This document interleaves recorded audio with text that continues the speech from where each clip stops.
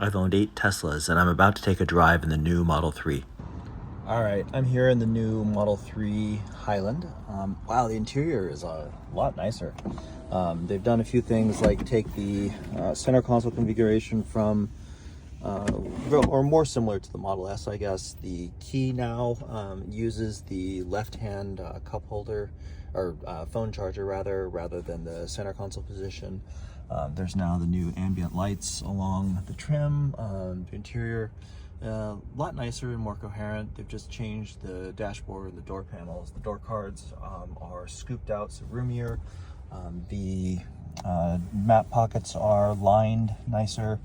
Wow, this car is really quiet from inside.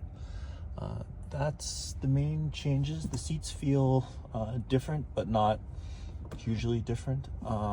They are pretty much the same, I think. And the back seats look the same largely, but the door cards are obviously different. We've got acoustic glass all around, and yeah, let's go for a drive.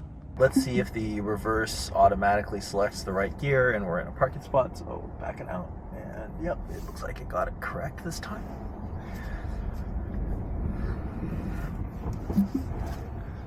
The steering wheel is definitely new and different. One of the things they did was move the horn back to the center of the steering wheel, which I very much appreciate. That was super annoying in the Model S Plaid.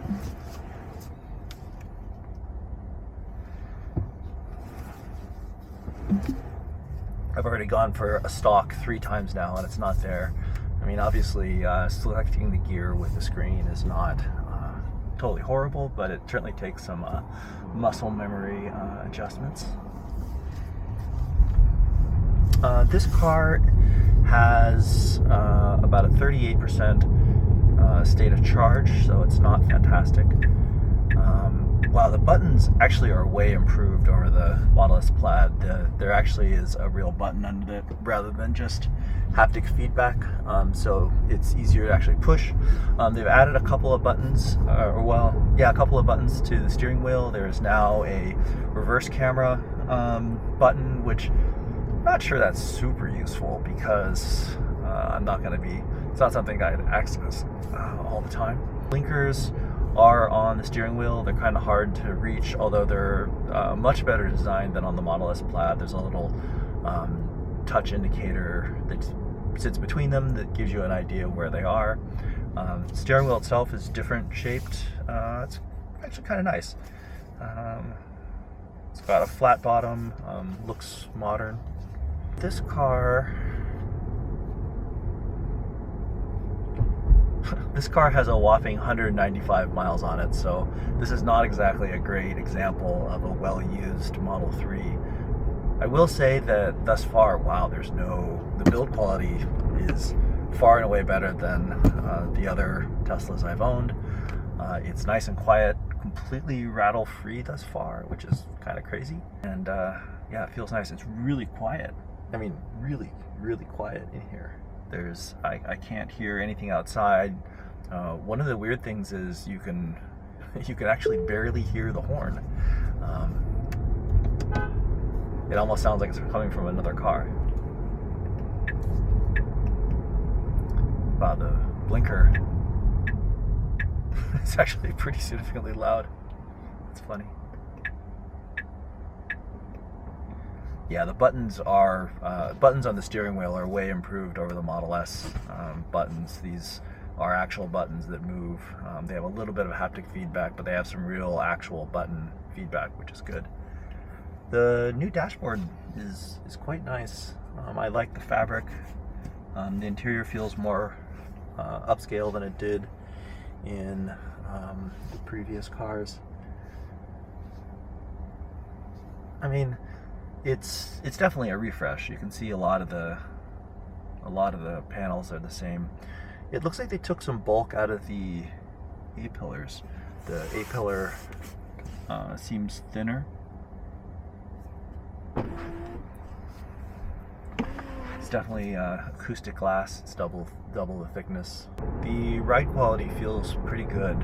I'd say that it still moves around a little bit more, and doesn't quite damp out bumps as good as the best luxury cars in the price range, but the damping feels more coherent than the previous Model 3. I'll be interested to see how it feels like in the twisties. Right now I'm just kind of tooling down a relatively smooth road. A little bit of head toss from suspension moving around, but it really does damp out small bumps well. Little imperfections just kind of disappear. I can barely hear the cars sort of going by on the other side. There's a lot of noise insulation. Like I said, the car's really quiet.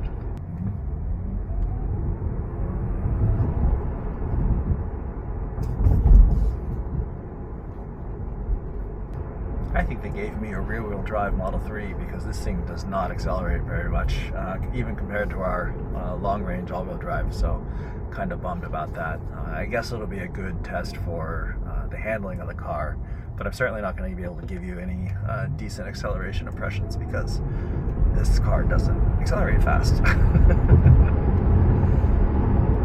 Okay, we're coming up on a little bit of a twisty road here. Body roll feels better control. The steering is still very sharp and go-karty, and this person just pulled out directly in front of me. Thank you. Thank you. I really want to be going 15 miles an hour on the street.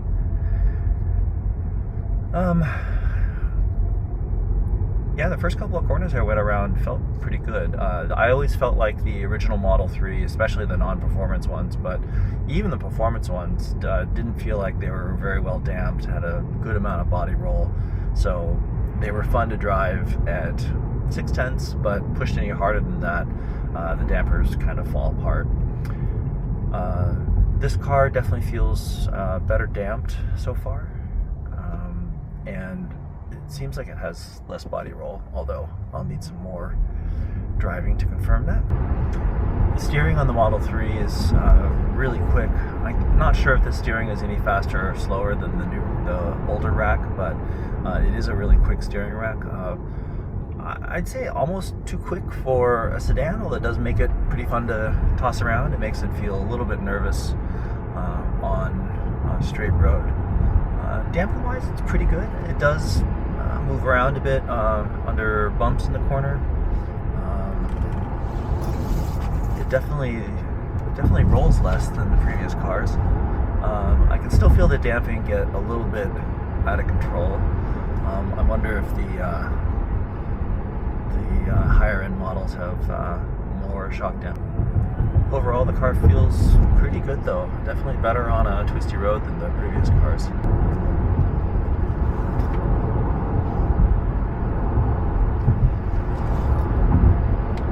It has really quick steering, so even through some of these tighter corners, I'm barely having to turn the wheel, as you can probably see. Makes it feel pretty sporty. Body motions are definitely better in this car than the previous ones. Still a little bit of side-to-side motion, and I'd say it doesn't handle bumps as well as it possibly could, but it's pretty good. It's a good level of isolation. Like I mentioned before, it is a really quiet car.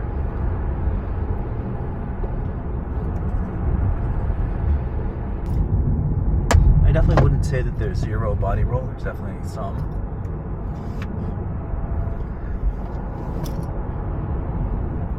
But in terms of build quality, this interior is just amazingly improved. And it'll be interesting to see what this car is like with another 10 or 20,000 miles on it, because my Model 3s often started off pretty good and got worse as they aged, but none of them were screwed together this well brand new. I mean, literally there's zero squeaks or rattles in the car. And I've driven over some pretty bumpy roads, so that bodes well. Tesla, not bad.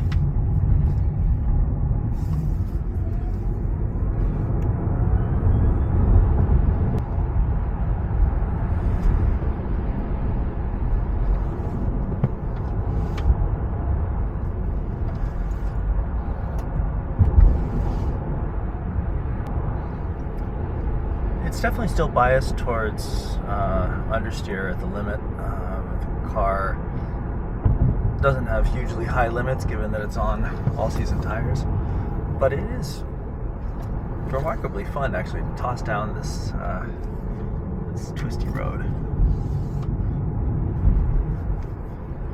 I mean, this is definitely more of a Miata-sized road than a almost 4,000 pound sedan road, but the car's actually doing pretty well on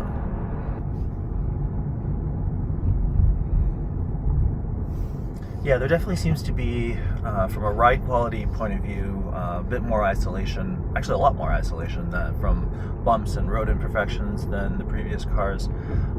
Going over things like manhole covers or brakes on the road, the car seems to absorb way better than it ever has, than the Model 3s ever have for me in the past. Medium-sized bumps do have a little bit of porpoising, the front moving different from the back, which is not great, but other than that, the ride feels just an order of magnitude more refined than it did prior. Definitely feels like a nicer car than the older ones. Okay, I'm being really picky with the ride quality and noise right now. I definitely think that the ride quality is improved. Driving over a bumpier section of city streets where there's some pretty large potholes, I mean, it's way better. The ride quality is undoubtedly way better. I'd say it's not quite class leading. I think there are some of the cars in this class that still might absorb better, but this has got to be one of the better trade-offs between ride quality and handling that I've seen in this segment. I think all the cars that ride significantly better don't handle as well or go around, don't have as good a damping control, so I'm pretty happy with the ride quality on this car. Noise-wise, over big bumps, okay, I'm starting to hear a couple little tiny rattles here and there in the car, but it's still far and away better than the previous Model 3s that I've owned. So you can see the new tail lights. Most of the other exterior pieces are the same. The wheel covers are different. The headlights and front bumpers are different. I admit I'm a little biased against Tesla right now because they just bought back my 2023 Model S Plaid after all the issues I had with it. That said, this is a really, really nice car. I was surprised at how much I enjoyed the increased build quality and how quiet it was and how much better the suspension damping was. I'm really interested to drive a performance one now.